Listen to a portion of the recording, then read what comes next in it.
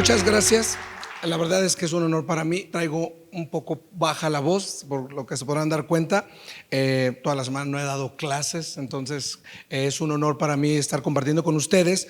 Y después de escuchar a la doctora Leonor, ¿sí?, cómo los profesionales y las familias tienen que estar unidos y unidas para detectar mejor a nuestros niños, Diego me hizo una pregunta muy compleja que gira alrededor de que oncólogo o médico general. ¿Sí? Y la pregunta es: ¿quién impacta más en el conocimiento, en el encontrar esas oportunidades, como bien decía la doctora Eleonor, para que nuestros niños se curen más, para que haya esta sobrevida más a largo plazo, para que disminuyan incluso las toxicidades, la vigilancia de nuestros pacientes? Un maestro que me inspiró a estudiar pediatría a mí hace mucho tiempo me dijo que los niños no eran ni conscientes ni responsables de su enfermedad. Entonces, tratando de acudir a esa frase, yo me preguntaba entonces, ¿quiénes deberíamos serlo? Y deberíamos hacerlo todos, ¿no? Los niños nos los prestan para cuidarlos como sociedad, como familia, como profesionales. Entonces regreso a la pregunta que Diego me hacía: ¿quién impactaría más en esto, ¿no? El oncólogo, el médico general, el pediatra. Tengo que decir que todos y todas. ¿A qué me refiero? Cáncer implica muchas cosas cuando hablamos de cuidado, de tratamiento, pero también de prevención.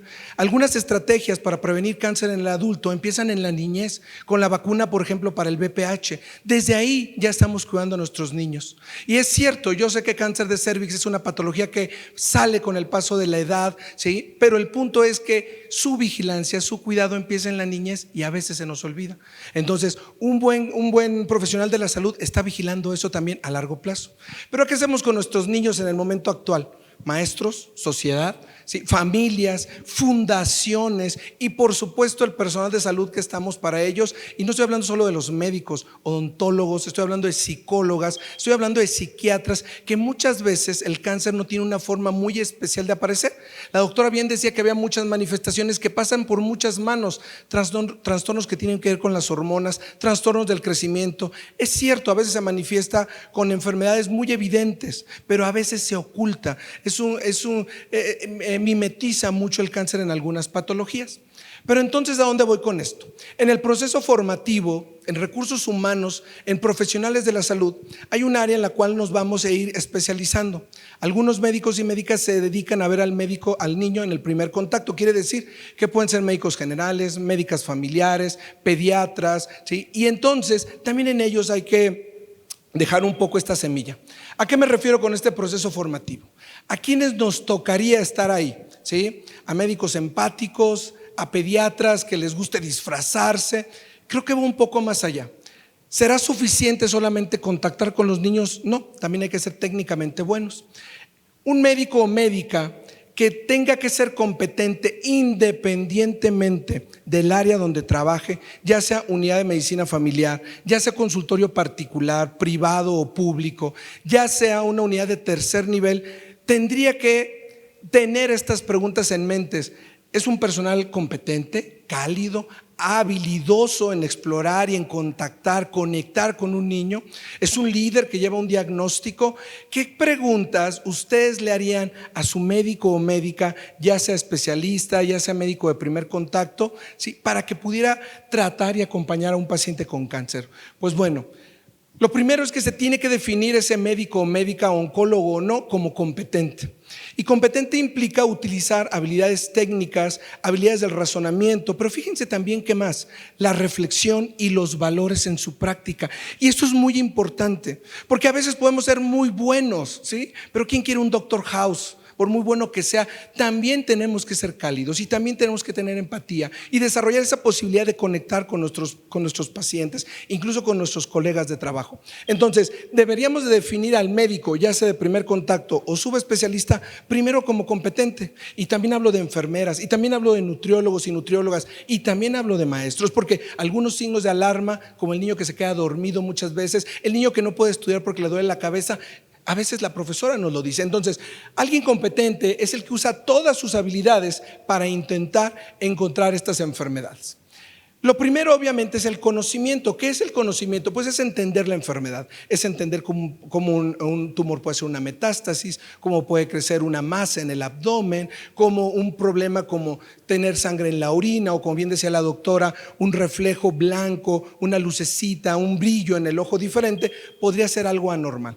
El conocimiento entonces es lo que se espera de un médico, ya sea de primer contacto o subespecialista, que tiene que hacer después de lo que estudió, de los años que se ha tardado. Para ser oncólogo pediatra, la doctora tuvo que estudiar al menos 12 años para estar dando una quimioterapia y acompañar a un paciente con cáncer. Entonces, sí es cierto, hay diferentes niveles, pero en todos los niveles se nos pide lo mismo: saber. En ese saber hay que ser reflexivos. No solamente es conocer, memorizar datos no es suficiente. Esos datos se tienen que contextualizar a nuestros niños, esos datos se tienen que contextualizar a nuestra epidemiología, se tienen que ver las complicaciones a largo plazo. Entonces, es importantísimo que el médico, ya sea, repito, y todo el tiempo lo voy a decir, sea de primer contacto, que esté sospechando que nuestro niño puede tener cáncer, o sea oncólogo pediatra que ya tiene un diagnóstico completo, con una tomografía, con una resonancia, con una biopsia, debemos de tener el conocimiento muy fresco, un conocimiento actualizado, pero sobre todo también dudar. ¿Y a qué me refiero con eso de la mejor duda no es la que se contesta, sino la que nos hace seguir reflexionando? Siempre hay que pensar si lo podemos hacer mejor, siempre hay que pensar si podemos dar algo más, siempre hay que pensar si alguien nos puede echar la mano para un estudio o para un seguimiento a largo plazo, que muchas veces las fundaciones en eso nos ayudan. Y entonces el proceso reflexivo, como bien decía la doctora, nos lo enseñan nuestros niños. Este niño, cada vez que pasaba visita, me decía: ¿y eso para qué sirve? Y me decía: no, pues sirve para escucharte el corazón, pero si eres buen niño te puedes escuchar los pensamientos. Y se lo ponía en la cabeza para estar escuchándose a sí mismo. Entonces los niños son tan inocentes, son tan buenos, que nos regalan la posibilidad de seguir aprendiendo con ellos. El segundo punto que debe tener un médico, ya sea, repito, primer nivel o tercer nivel, es saber cuidar a sus pacientes. Y saber cuidar a sus pacientes significa preguntar todo, explorar todo, revisar todo, volver a revisar todos los estudios, los reportes de patología. ¿Para qué? Para poder abordar mejor ese padecimiento. Debe tener una conducta profesional, y ahorita vamos a hablar un poco del profesionalismo. Ese médico, esa médica también debe de tener, ¿sí?, un contacto con el sistema de salud, que también veremos un punto específico al respecto. Y entonces, ya que puede revisar a su paciente, ya que es un profesional completo, ya que tiene las habilidades de la comunicación desarrolladas, podrá dar el siguiente paso. Cuidar pacientes, en pocas palabras, es hacer, es cuidar, es velar, es acompañar. Y puedo hablar de lo holístico, de lo cuántico, de lo integral. Lo importante es estar ahí para los pacientes. Ahí abajo les puse una frase: cuidar pacientes para un profesional de la salud, independientemente del nivel, es la responsabilidad de lo que se hace y también la responsabilidad de lo que se deja de hacer. Porque a veces, ¿sí?, no somos lo suficientemente buenos en mandar el mensaje. Y el mensaje es: hay algo anormal con sus niños, hay algo no esperado, hay una duda, acudan a su médico. Y eso es muy importante. Nada se puede mantener con el tiempo, no hay achaques en los niños, tampoco los debería haber en los adultos, tendríamos que envejecer tranquilamente sin tanto problema. Pero en realidad esto de me voy a esperar, y el dolor de cabeza y la bolita, y ahí también tenemos mucho nosotros que ver, hacer más foros como este donde se compartan estos datos de alarma, esta conciencia, para poder conectar. Otra competencia sumamente importante, y creo que Diego y yo conectamos mucho en eso, es entender el sistema de salud. Pocos profesionales de la salud, porque a veces nos dedicamos solo a lo público o solo a lo privado, no entendemos lo que pasa. ¿Qué pasa cuando hablamos de federalización de los recursos en salud? ¿Qué pasa cuando hablamos de ingreso per cápita en salud? ¿Qué pasa cuando hablamos de fundaciones que nos apoyan con recursos que a veces no existen en algunas unidades? Eso es lo que hay que entender del sistema de salud. Porque mucha gente dice: es que la terapia intensiva de tal hospital privado es muy cara. Les puedo asegurar que también la terapia intensiva de un gran hospital público es muy cara, pero la pagan personas diferentes. Entonces hay que entender cómo se maneja el sistema. Y en el sistema hay costos, ¿sí? Muchas veces cuando hablamos de sobrevida en países que no hemos alcanzado el desarrollo, no es solo el acceso total a una quimioterapia, por supuesto que es importante, pero también los otros recursos, y ahí como sociedad tenemos mucho que ver. En Estados Unidos pasa una tragedia y la gente va y se forma a donar sangre, y en México le corremos a donar sangre. Hay campañas casi obligadas en algunas escuelas y universidades que nos ayudan. Hay campañas constantes, pero ¿cuándo hemos visto gente formada para ir a donar sangre si no es porque un familiar necesita esa sangre para una cirugía?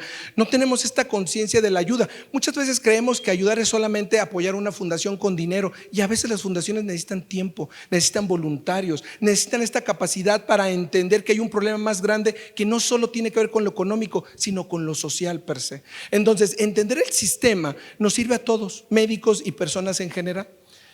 El sistema a veces aplasta. El sistema a veces nos aleja de la posibilidad de curarnos, ¿sí? Y lo hablo también porque he sido parte del sistema. Yo también, bueno, ahorita estoy enfermo. Entonces, imagínense lo que el paciente siente, no solo con el miedo de perder a su hijo, sino con la imposibilidad muchas veces de alcanzar los recursos necesarios para tener una posibilidad más alta de llevarlo a un buen puerto a ese paciente. Entonces, el sistema a veces nos puede, ¿sí?, alejar un poco de esa posibilidad o nos puede acercar. Y ahí es donde todos como sociedad debemos de participar.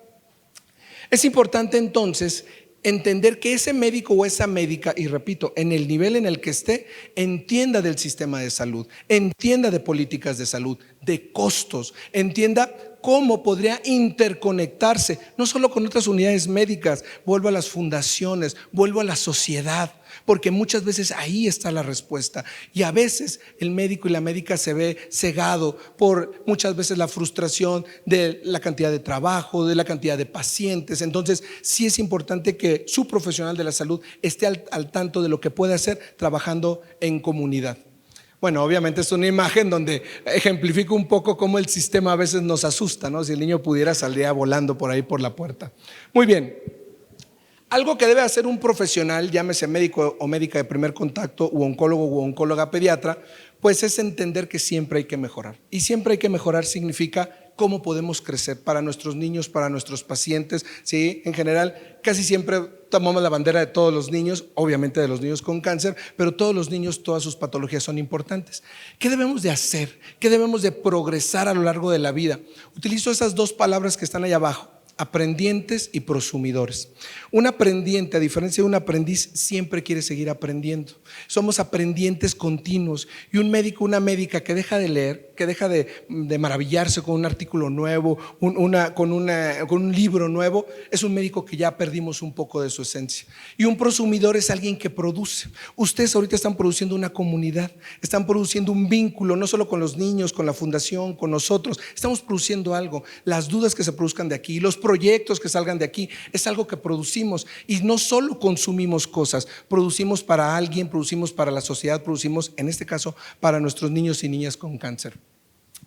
Ahora bien, hay que entender que en este contexto, en esta competencia de saber crecer, de saber evolucionar como profesionales, ¿sí?, es algo que se debe ver como un reto, ¿sí? El ser aprendiente, el ser creativo, el ir creciendo a lo largo de la vida, implica también la responsabilidad de ser humilde, porque si no lo somos, no podemos crecer. Si no entendemos que la realidad va a cambiar en la medida que nosotros cambiemos, no vamos a terminar cambiando nada.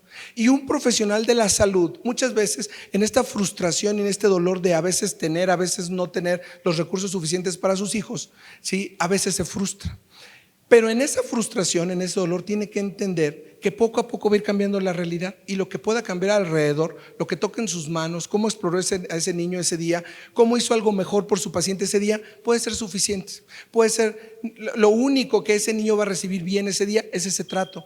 Entonces, con humildad, con mucha paciencia, con mucha simpatía, el profesional de la salud siempre debería recordar este paso. Esto regularmente los niños nos lo recuerdan. Muchas veces los niños nos dicen: doctor, hasta aquí.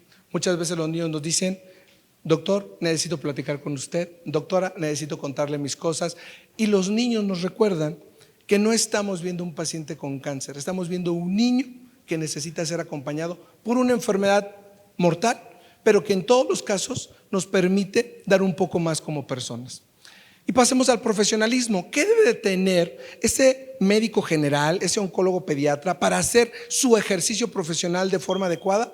Un contrato silencioso. Y ese contrato silencioso va de la mano del respeto, de la honestidad y de la verdad, de lo que se puede y lo que no se puede hacer con un paciente, de cuál es el camino, de dónde vamos a encontrar las respuestas, de qué debemos decidir, como sociedad, como profesionales, yo le llamo eso decisión colaborativa. Siempre que le puedes explicar a un paciente, a su familia, y el paciente entiende el contexto de su enfermedad, te ayuda a tomar decisiones. Tú ya sabes cuál es el protocolo, tú ya sabes cuál es la quimio que le toca, pero muchas veces, a veces un paciente y su familia necesitan un día o dos para tomar esa decisión. Hay que dar esa oportunidad. Entonces, hay que respetar, ¿sí?, los tiempos, los duelos de las familias, para que el médico, la médica también sepan conectar en ese nivel. Y un profesional lo debe saber hacer. Profesional no es solamente ponerte la bata y estar en un consultorio súper bonito y tener una consulta muy padre. No, profesional es conectar, profesional es desarrollarte como persona para otras personas. El profesionalismo, entonces, es un compromiso implícito en lo que hacemos y tiene que ver, fíjense bien, no solamente con lo técnico, sino también con lo social, con lo humano, con la inclusión. Voy a acudir a las palabras de un doctor que se llama Fernando, que fue presidente de la Academia Americana de Pediatría, y él decía que el pediatra, el consultorio del pediatra es como el reflejo de la sociedad. Ahí nos van a llegar niños que han sido bulleados, niños que tienen cáncer, niños que son migrantes, niños de diferentes estratos económicos, niños que solo tienen un mamá, un papá. O sea, el pediatra ve el reflejo de la sociedad que va a ser en 5, en 10 o en 20 años, y eso es muy importante. Entonces, ahí es donde el pediatra debe desarrollar esta capacidad de ver todos esos entornos y esos contextos. Y hablo del pediatra en general, porque también lo puede hacer un médico general o un oncólogo pediatra. Repito, estas competencias, estas características para impactar en el cáncer son de todos y todas, y no solo en lo médico, sino en lo social. En pocas palabras, entonces, ¿sí?, el profesionalismo es ser humano, es ser consciente, es ser humilde, es estar vivo por y para los pacientes, y es entender que sí, vamos a tratar cuerpos, pero siempre hay que acompañar almas. Y algo que le digo mucho a los estudiantes de pregrado y de posgrado es que cuando el cáncer, ¿sí?, domina el escenario, resiste al tratamiento y es capaz de quitarnos la vida de uno de nuestros pacientes, que no nos quite la sonrisa, que no le quite a ese niño la posibilidad de ese día sonreír. Siempre que hablo con Diego, que hablo con las fundaciones que nos acompañan, el día que ellos van es un día que los niños sonríen un día, y ese es un día ganado. Y las victorias del cáncer son diarias. Si uno ve la victoria al final del camino, si el paciente logra vencer la enfermedad o no lo logra hacer, es solo una victoria. Pero si hoy el niño sonrió, si mañana mi niño comió, si pasado se pudo ir de alta, ya son 3 victorias diferentes. Entonces, siempre el profesional de la salud debe de estar encaminado a esas pequeñas victorias que a veces se nos olvidan y para el niño son importantes. Porque aunque no lo crean, lo primero que pregunto a nuestros niños, sí, las niñas es: ¿se me va a caer el pelo?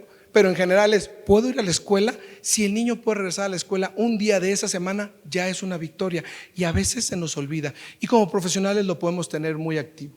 Alondra me enseñó mucho esto. Alondra es una niña que acompañé durante casi 5 años, 4 años que duró su enfermedad. Fue una de mis primeras pacientes en uno de los hospitales cuando empecé a trabajar. Tenía una enfermedad que se llama rhabdomyosarcoma, que es un tumor del músculo.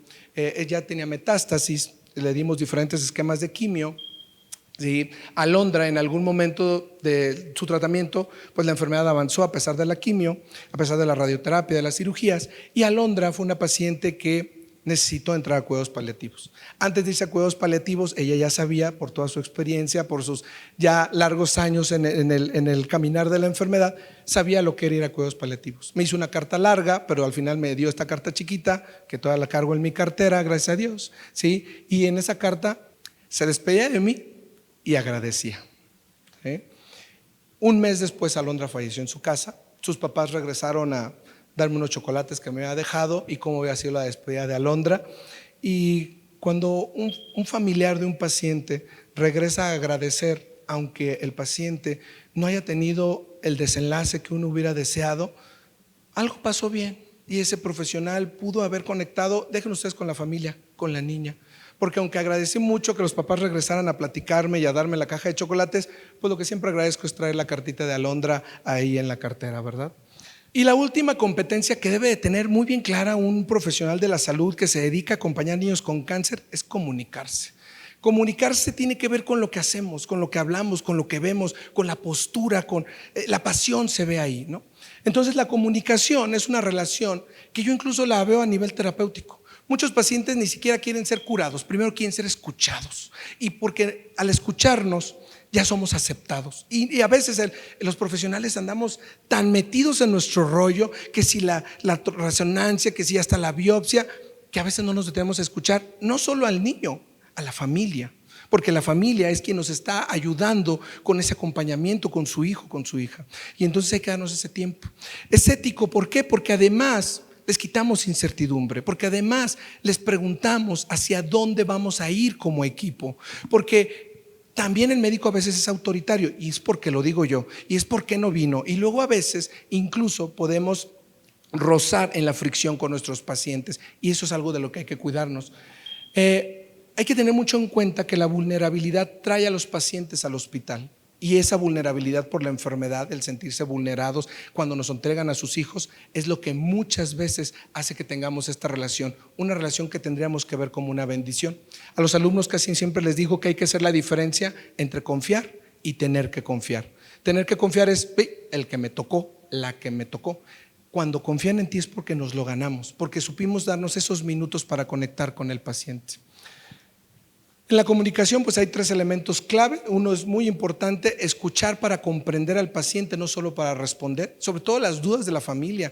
Y es tan común esto, es tan común que la familia, y es que yo dejé de hacer esto, y es que mi vecina me dice aquello, y es que hay tanto aprovechamiento de charlatanes y de gente que luego quiere hacer su negocio a partir del sufrimiento de los demás. Entonces hay que tener mucho cuidado, hay que confiar en sus profesionales de la salud, llámese nutriólogo, psicólogo, médico, oncólogo. Hay que confiar en ellos, por algo están ahí, por algo estudiaron, por algo quieren servirles, y nosotros necesitamos servirlos. Y muy importante, que ese profesional de la salud se comunique bien con todo el mundo, con el paciente, con su familia, con su jefe, con sus subalternos, con sus compañeros. Luego a veces hasta en eso hay problemas, ¿no? Cómo nos comunicamos con con el radiólogo. Eso de estar desacreditando médicos profesionales, la nutrióloga, ya no sé para qué le da eso.